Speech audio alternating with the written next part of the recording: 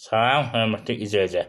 Mən hüquqşünas Zaur Seyidzadə, Ahmet ödəyənlərə və Ahmet halına bir neçə xəbəri çatdırmaq istəyirəm. Zəhmət olmasa video sonuna qədər baxın ki, hər şey aydın olsun, söhbət nədən gəlir.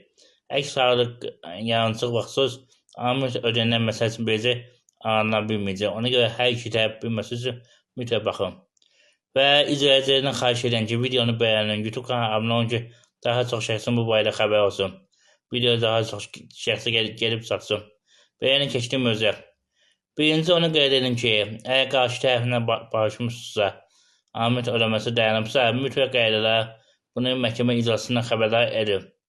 Əks halda əgər araya barışı var, 2-3 bir yerdə qalırlar, sonra arada yenə mübahisə yaranır, təzədən qarşı tərəf Ahmeti tələb edir ki, 2 il, 3 il yığıb falan qədər pulu gətirsin, 5-6 min qaytarsın.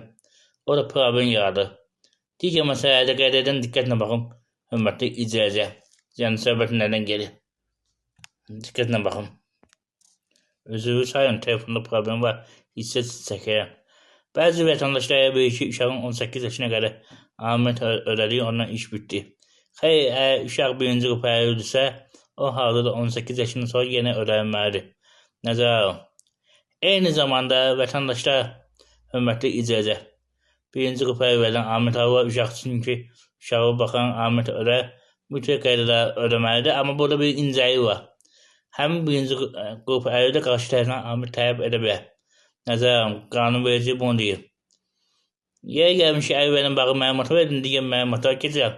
Amma əvvəlcə bir şey deyin ki, mən hüquqşünas kimi, əli təşkilatın rəhbəri kimi və əli arabasında olan şəxs kimi dünyanın 40 tanınmış əyvə haqqında bir kitab hazırlamışam. Həmin kitabın açıq havada satışını təşkil eləməz deyəm, hörmətli izləyicilər. Ona görə sizdən xahiş edirəm, videonu bəyənin, YouTube kanalına abunə olun ki, daha çox şəxsin bu barədə məlumatı olsun, mənə dəstək olun. Və keçən digər məsələ, hörmətli izləyicilər. Bəzi vətəndaşlar düşünür ki, ərinə arvad təzədən evlənirsə, ayaq olursa, ikincidə və Ahmetin ödəməsi dayanır. Xeyr, amma mənim hava var ki, nə evlənəndə, yəni Ahmet ödəməsi dayanır bilər, onu qeyd edəm. Dediyim kimi, birinci növbədə ərinə arvad birinci qrupaya ödürsə, ona qarşı tərəf Ahmet ödəməlidir. Ərinə arvad evlənirsə, o halda Ahmetin ödəməsi dayanır. Yəni, uşağa görə Ahmet yox, ərinə arvadın saxlamasından ödənilən Ahmet dayanır. Digər halda, uşaq vaxtından əvvəl erkən nikaha daxil olsa, 16-17 yaşında, o halda da Ahmetin ödəməsi dayanır. Nəzərə alın. Digər məsələ də var. Əgər uşağı internat evinə qoyubsa valideyn, o halda digər valideyn Ahmetin ödəməsini dayandıra bilər. Nəzərə alın, mütləq qaydada. Hörmətli izləyicilər. Əsas məsələdən biri də budur. Və digər məsələdə qeyd edirəm, ona da diqqətlə baxın. Hətta ana uşağın 18 yaşına qədər qulluq edirsə, əyildirsə, ona görə əlavə ödəniş ala bilər. Normal uşaqdırsa 3 yaşına qədər əlavə ödəniş ala bilər. Nəzərən, hörmətli izləyicilər. Yeri gəlmiş bəyan məsələ çəkdim, birinci qrupayı, yəni qarşı tərəfdən Ahmet ala bilər. Məndə mübahisədə 2 dənə iş olub. Qarşı tərəfin nəzərini çatdırıb ki, sən uşağa görə Ahmet istəyirsən, mən də səndən istəyəm.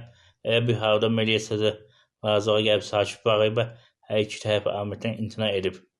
Əgər bir hal var da o, hörmətli icazəni nəzərə al.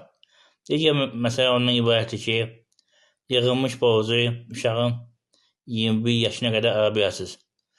Bəzi valideynlər düşünür ki, uşağın 18 yaşı tamam oldu, borc batdı, xeyr, elə deyil. 21 yaşına qədər həmin borcu tələb edə bilərsiniz.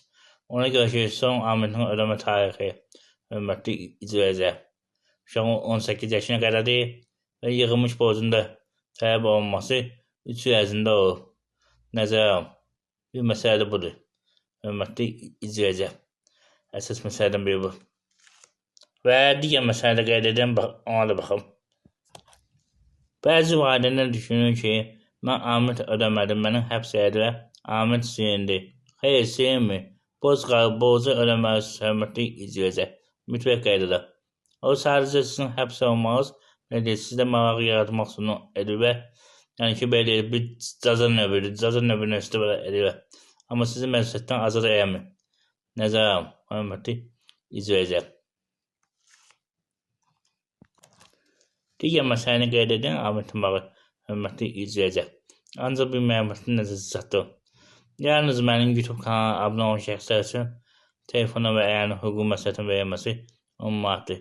Bunun üçün kanala abunə olun, mediator hüquqşünas Zaur Seyidzadə YouTube kanalına və şəkilin WhatsApp-a atın.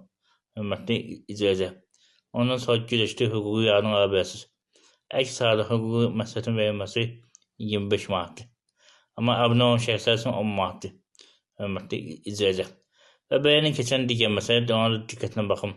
Hörmətli izləyicilər, kim sosial yardım almaq istəyir. Sosial yardım almaq istəyirsə, mütləq əgər boşanmışsa, amət olmalıdır.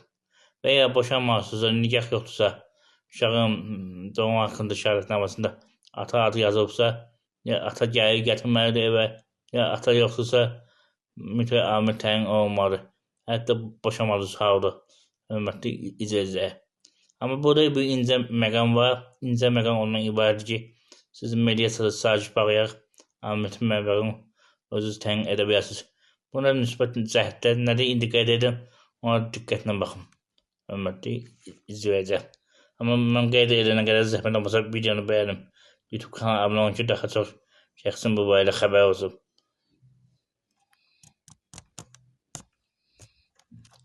Əgər mediasiyada sazişə bağlamasınız, hər uşağa görə 2026-cı ildə amət məbləği 265 manat minimum ehtiyac meyarına uyğun hesablanır.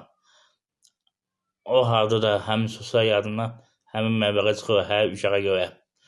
Amma siz məsəl üçün deyəm, sazişə bağlayıb, sazişdə amətə 100 manat, 150 manat, 200 manat göstərsiniz, artıq yerli qalan məbləği sosial yardım kimi sizə ödəməlidir. Hörmətli izləyicilər. Mütləq qaydadan nəzərə alın. Bir məsələdir bu. Keçən digər məsələyə. Digər məsələ ondan ibarətdir ki, vətəndaşların çoxusu deyir ki, mən banki kredit ödəyəm, borcum var. Onu mən necə edin amət ödəyəm, nə edin necə amət ödəyəm. Bu halda qeyd edin ki, mütləq şəkildə birinci növbədə amət ödəməlidir. Məhkəmə icrası sizin amətin tutulmasını təmin edəcək. İstər əmək haqqı olsun, istər pensiya olsun, istər müavinət olsun, oradan tutulacaq.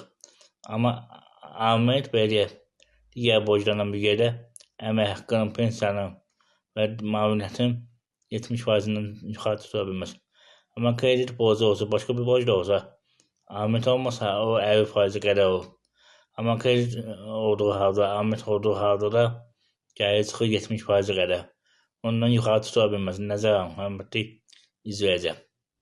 Əgər qeyd olunan məbləğdən artıq yuxarı sizdən amət tələb olunursa, amətin azaldılması üçün məhkəməyə müraciət edə bilərsiniz. Hörmətli izləyicilər, mütləq qeyd edin. Bir məsələdir bu. Necə qarşı tərəfin amətin artırmaq haqqında məhkəməyə müraciət etmək hüququ varsa, eləcə də qarşı tərəfin azaldılması haqqında məhkəməyə müraciət etmək hüququ var. Amma qeyd edin ki, sizin indi amət məsələsinin 265 manat təyin olunubsa, və yaxud ondan qabaq 150 manat olubsa, 200 manat olubsa, məhkəmə qərarı varsa artırmaq istəyirsiniz. Bunun üçün əlavə iddia vermək lazımdır. Sadəcə məhkəməyə müraciət edirsiniz ki, sabit olaraq amətin belə individualizasiyası getsin. Yəni ki, belə hesaplansın. Restrukturizasiyası. Hörmətli izləyicilər. Restrukturizasiya uyğun olaraq hesablanır. Həmin məsələ. Hesaplanan bir başqa icra idarəsinin yönəlir. Sonunda bir daha sizlə xahiş edirəm, hörmətli izləyicilər. Videonu bəyənin, YouTube kanalına abunə olun ki, daha çox şəxsin bu barədə xəbər olsun. Diqqətinizə görə çox sağ olun, abunə olmağı unutmayın. Sağ olun.